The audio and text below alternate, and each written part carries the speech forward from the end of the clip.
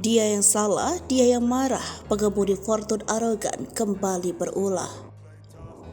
Sebuah video berdurasi 45 detik merekam aksi pengemudi Fortune ribut dan merusak mobil di sekitarnya. Video tersebut dipublikasikan oleh salah satu akun. Kejadian ini terjadi di sekitar Jalan Senopati, Kebayoran Baru, Jakarta Selatan, tepatnya di dekat Apotek Potenza pada Minggu 12 Februari 2023 sekitar pukul 2 waktu Indonesia bagian Barat. Berawal dari sebuah mobil Fortune berwarna hitam sedang melawan arah di sekitar Jalan Senopati, Kebayoran Baru, Jakarta Selatan. Ditegur pengendara mobil berwarna kuning dengan menyalakan lampu jauh atau lampu dim. Namun, pengemudi Fortune tak terima dan langsung mengejar mobil tersebut hingga keduanya berhenti di sekitar Apotek Potenza. Setelah itu, dia mencoba membuka pintu mobil kuning namun tak berhasil. Pengendara Fortune ini lalu menendang, memukul kaca serta kap mobil kuning berulang kali. Belum puas, dia kembali ke mobilnya dan mengambil alat berukuran panjang yang digunakan untuk memukul kap mobil di sebelahnya.